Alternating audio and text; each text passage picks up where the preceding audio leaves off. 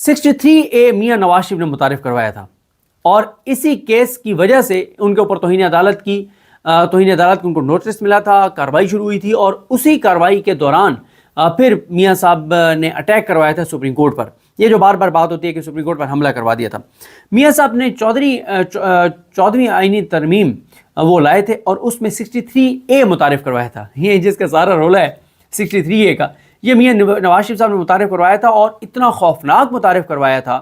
میاں صاحب نے یہاں تک کہہ دیا کہ اگر کوئی پارٹی پالیسی کے خلاف جائے گا، پارٹی پالیسی پر تنقید بھی کرے گا، تو اس کو بھی پارٹی ہیڈ جو ہے وہ ڈی سیٹ کرنے کا فیصلہ کر سکتا ہے اور اس کی رکنیت معطل کر سکتا ہے.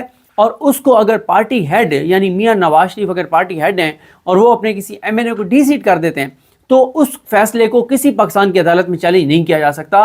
اس حد تک سخت جو ہے وہ میاں صاحب یہ ترمیم لائے تھے اور پاس بھی کروا لی تھی. اور پیپلز پارٹی بے نظیر بھٹو ساتھ تھی. بے نظیر بھٹو، اب دیکھیں میاں بے نظیر بھٹو اس دنیا سے چلی گئی، لیکن آج ان کا بیٹا نواز شریف کے ساتھ اور بالکل الٹ معاملے کے اوپر. اس وقت میاں نواز شریف کی تنقید چیف جسٹس پاکستان پر یہ تھی کہ انہوں نے جب یہ آئینی ترمیم کو معطل کیا تو میاں نواز شریف نے بیان دیا کہ گند کو، سیاست میں کچرے کو، غلاظت کو، خباثت کو اور اس لعنت کو جوڈیشری جو ہے وہ دوبارہ لا رہی ہے. ہم نے تو ختم کر دیا تھا، ہم نے تو فلور کراسنگ کو، ہم نے تو لوٹائزم کو ختم کر دیا اور عدلیہ لوٹائزم کو جو ہے وہ واپس لا رہی ہے اس سسٹم کے اندر، اس لعنت کو واپس لا رہی ہے. اور اب کیا ہو رہا ہے؟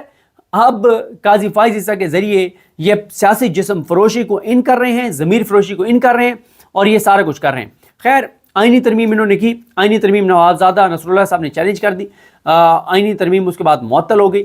معطل ہوئی تو اسی دن میاں نواز شریف نے پہلے انہوں نے اسمبلی کا اجلاس بلایا، وہاں پہ عدلیہ پہ حملے کیے جس طرح سے بندیال صاحب کے اوپر کیے تھے اور یہ سارے، اور اب منصور علی شاہ صاحب کے اوپر کر رہے ہیں اور منیب اختر صاحب پہ کر رہے ہیں. تو انہوں نے کیا کیا؟ تقاریر کی، باہر نکلے میاں صاحب تو میاں صاحب نے یہ بیان دے دیا عدلیہ کے خلاف، چیف جسٹس آف پاکستان کے خلاف، جسٹس سجاد علی شاہ صاحب کے خلاف. انہوں نے بیان دیا، وہ بیان اگلے دن اخباروں میں چھپا، ان کٹنگز کو ساتھ لگایا، درخواست دائر ہو گئی.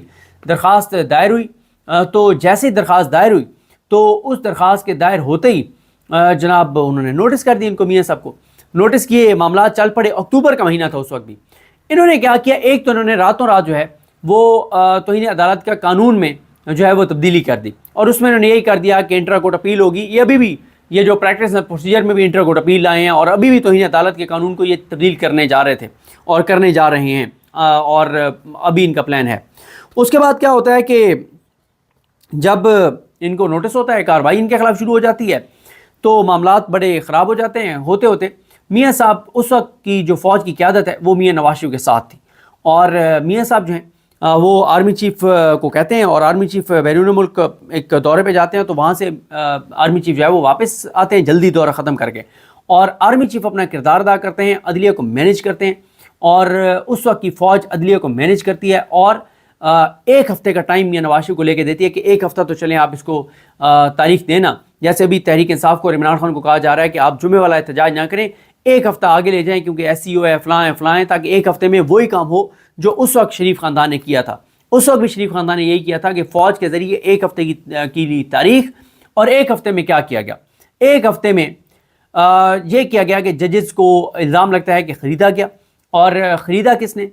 جو رفیق تارڑ صاحب تھے، جو سابق جج تھے، جنہوں نے پہلے شریف خاندان کے حق میں ایک بہت بڑا فیصلہ دیا ہوا تھا اور شریف خاندان کے حق میں جو جج فیصلہ دیتے ہیں. اور یہی وجہ ہے، ایک بار نا اعتزاز احسن صاحب نے بات کہی تھی، کہتے ہیں کہ جو ججز ہیں نا، جو حاضر سروس ججز ہیں، وہ شریف خاندان کی طرف دیکھتے ہیں کہ یار یہ ایک بات ان کی بہت اچھی ہے کہ یہ نوازتے بہت ہیں جو جج ان کے ساتھ کھڑا ہو جاتا ہے. پھر دیکھیں دو جج، اس میں اس سب میں دو، ایک ریٹائرڈ جج، ایک حاضر سروس جج کا کردار تھا. ریٹائرڈ جج یہی تھے رفیق تارڑ اور حاضر سروس سے سعید الزمان صدیقی صاحب. اب دونوں کے بارے میں آپ کو بات بتاتا ہوں کہ ان کو کیسے اوبلائج کیا. تو خیر ایک ہفتہ جو ملا اس میں انہوں نے یہ کیا کہ ججز کے اندرونی جو اختلافات تھے ان کو ایکسپلائٹ کیا اور الزام یہ لگتا ہے کہ بریف کیس لے کر گئے تھے رفیق تارڑ صاحب. اور لیکن جو محمد علی صاحب ہیں، جو محمد علی شاہ صاحب، سجاد علی شاہ صاحب کے بیٹے ہیں، ان کا میں نے ایک انٹرویو سنا جو انہوں نے سیاست.pk پہ دیا تھا اور اس میں انہوں نے کہا کہ بریف کیس نہیں، سوٹ کیس. کیونکہ انہوں نے کہا کہ بریف کیس میں تو بہت کم پیسے آتے ہیں، اس وقت تو 5,000 کا نوٹ بھی نہیں تھا. تو انہوں نے کہا سوٹ کیسز جو ہیں وہ بھر کے لے گئے تھے اور اسپیشل طیارے پہ ان کو رفیق تارڑ صاحب کو بھیجا گیا تھا. حالانکہ پہلے جو ہے وہ جو درخواست تھی کوئٹہ رجسٹری میں انٹرٹین نہیں کر رہے تھے ججز, لیکن بعد میں انہوں نے چیف جسٹس کے خلاف چیف جسٹس کو کام سے روکنے کی درخواست انٹرٹین کی. تو خیر ان کو جب ایک ہفتہ ملا تو ایک ہفتے میں انہوں نے کیا کیا, انہوں نے ایک ہفتے میں ججز کو مینیج کیا, چاہے تھریٹ کیا, خریدا, جو بھی کیا. اور یہ ججز کو تھریٹ تو کرتے ہیں, اس وقت بھی ججز کو تھریٹ کر رہے تھے, جسٹس سجاد علی شاہ کو تھریٹ کر رہے تھے, بلکہ ان کے گھر پہ فائرنگ بھی ہوئی تھی اور یہ سارا کچھ کر رہے تھے. یہ شریف خاندان کا ہے, یہ پہلے پیسوں کی لالچ دیتے ہیں, خریدنے کی کوشش کرتے ہیں, مراد یہ وہ سارا کچھ جب نہ ہو تو پھر یہ قاتلانہ حملے کی دھمکیاں دیتے ہیں. آپ کو یاد ہوگا جو نہال ہاشمی صاحب نے دھمکیاں دی تھی اور جو کچھ انہوں نے ایک مرحوم جج صاحب کے ساتھ کیا تھا, اور وہ سارے معاملات آپ کو یاد ہیں. تو خیر انہوں نے جو ہے جب ایک ہفتہ ان کو ملا تو ایک طرف ایک ٹیم لگا دی کہ آپ تم حملے کی تیاری کرو, ساتھ ہی پیسے شیسے دے کے اور ججز کو مینیج کر لیا. تو جو چیف جسٹس تھے سجاد علی شاہ صاحب, ان کی تقرری چیلنج ہو گئی دو جو ہے وہ رجسٹریوں میں, پشاور میں بھی اور کوئٹہ میں بھی, اور ادھر سے فیصلے آ گئے اور انہوں نے اپنے ہی چیف جسٹس کو کام سے روک دیا. جب روکا, چیف جسٹس نے 2 ججز کا فیصلہ تھا, انتظامی آرڈر ایک اس کے اوپر کر دیا, ان کا فیصلہ معطل کر دیا. انہوں نے 3 جج بٹھا کے پھر چیف کا فیصلہ معطل کر دیا, چیف نے پھر 4 بٹھا کے یا پتہ نہیں 5 بٹھا کے ان کا فیصلہ معطل کر دیا, اور یہ سارا کام جو ہے وہ شروع ہو گیا. اس دوران جب ایک ہفتے کی تاریخ تھی اور اگلی تاریخ آئی, تو جب اگلی تاریخ آئی تو اس وقت انہوں نے سپریم کورٹ پر حملہ کر دیا اور پوری ان کو سپورٹ تھی.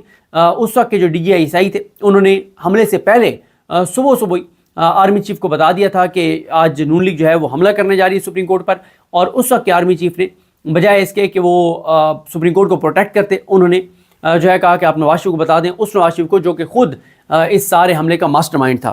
اس کے بعد کیا ہوتا ہے کہ سپریم کورٹ میں ایک تماشا لگ جاتا ہے, اور سپریم کورٹ میں تماشا کیا لگتا ہے کہ کیونکہ سعید الزمان صدیقی صاحب جو ہیں وہ پورا لیڈ کرتے ہیں اور ان اختلافات کو. اور اس دوران یہ بھی ہوا ایک بار کہ جب قائم مقام ایک چیف جسٹس تھے اور جب یہ باہر گئے تھے پاکستان سے سجاد علی شاہ صاحب, تو پیچھے انہوں نے فل کورٹ جو ہے وہ میٹنگ بھی بلا لی تھی. اچھا, اور اس میں یہ بھی آپ کو بتا دوں کہ ایس ایم ظفر صاحب کتنے حسن اتفاق دیکھیے کیسی, کہ وہاں 63A والا معاملہ تھا, نواز شریف تھا, چیف جسٹس, عدلیہ, اندرونی اختلافات, ساری چیزیں وہی ہیں, اور ایس ایم ظفر صاحب وہاں پیش ہوئے تھے نواز شریف کی جانب سے. یہاں پہ جو ہے وہ بیرسٹر علی ظفر صاحب پیش ہو رہے ہیں جو ایس ایم ظفر صاحب کے بیٹے ہیں. اور یہاں تک بھی آپ کو بتا دوں کہ جو صدر کو خط لکھا تھا سجاد علی شاہ صاحب نے, اور ان کو بھی یہ لکھا تھا کہ نواز شریف عدلیہ میں تقسیم کی کوششیں کر رہے ہیں اور یہ سارا کچھ. خیر یہ لڑائی آگے بڑھ گئی, سپریم کورٹ پر حملہ ہو گیا, جان بچائی ججز نے اور وہ سارا کچھ ہوا. اس کے بعد معاملہ آگے بڑھتا گیا اور بڑھتے بڑھتے بالآخر جو 10 ججز ہیں ان کا بینچ بنتا ہے, اور چیف جسٹس کی جو چیف جسٹس کو ایک طرح سے برطرف کر دیا جاتا ہے, ان کی تقرری کو کالعدم کر دیا جاتا ہے, اور اس طرح سے ایک چیف جسٹس کو ہٹا دیا جاتا ہے. اب اس کے جو علی ظفر صاحب نے, بیرسٹر علی ظفر صاحب نے بات کی ہے کہ اگر وہاں پہ 10 جج اپنے چیف جسٹس کو فارغ کر سکتے ہیں تو یہاں پر بھی کر سکتے ہیں. ایک تو قاضی فائز عیسیٰ صاحب کی سپریم کورٹ میں جس طرح سے وہ آئے, ان کی اس اپوائنٹمنٹ کو چیلنج کیا گیا تھا ریاض حنیف رائی صاحب کی جانب سے. اس پہ فیصلہ ثاقب نثار صاحب نے قاضی صاحب کے حق میں دے دیا تھا, لیکن اس کا ریویو 2018 سے پینڈنگ ہے جو آج تک قاضی صاحب نہیں لگا رہے. باقی یہ ریویو لگا دیا کہ 2-2.5 سال سے نہیں لگا, بھائی وہ 6 سال سے نہیں لگا, وہ لگائے نا, وہ ریویو کیوں نہیں لگاتے ریاض حنیف رائی والا. تو قاضی صاحب جو ہیں اچھا, اب اس میں یہ ہوا کہ 10 ججز نے اپنے چیف جسٹس کو فارغ کر دیا. اب یہ بات بہت زیادہ ہو رہی ہے, وہ چلے میں اینڈ میں بتاتا ہوں کہ کیا آپشنز ہیں ججز کے پاس, 1-2 اور پوائنٹ بتا کے اینڈ میں اس پہ آتے ہیں. دیکھیں, ایک تو اس وقت بھی نواز شریف یہ چاہ رہے تھے کہ خصوصی عدالتیں بنائیں دہشت گردی کی, انسداد دہشت گردی کی, ATC کی اسپیشل کورٹس بنائیں جن کے فیصلے سپریم کورٹ میں بھی چیلنج نہیں ہو سکتے تھے, اور اس میں جو جج لگانے تھے وہ شریف خاندان نے, حکومت نے لگانے تھے, اور اس کا مین مقصد جو ہے وہ اپنے سیاسی مخالفین کو ان عدالتوں کے ذریعے سزائیں دلوانا تھا. اور آپ اندازہ لگائیں اب بھی یہ ملٹری کورٹس بنانا چاہتے ہیں, اب بھی یہ نواز شریف جو ہے اور یہ زرداری جو ہے یہ دونوں مل کے اور فیڈرل کانسٹیٹیوشنل کورٹ بنانا چاہتے ہیں. اس میں قاضی فائز عیسیٰ کو, سردار طارق مسعود کو, مظہر علی میاں خیل کو اور نعیم اختر افغان کو, ان ساروں کو بٹھانا چاہتے ہیں, بٹھا کے, اور وہ عدالت بھی کسی کے ماتحت نہیں ہوگی بلکہ سارے پاکستان کی عدالتیں اس عدالت کے ماتحت ہوں گی. اب آ جائیں کہ سارے آپ نے پوائنٹ سن لیے، ساری چیزیں وہی ہیں، اسی طرح کے معاملات ہیں، سپریم کورٹ کے اندرونی اختلافات ہیں،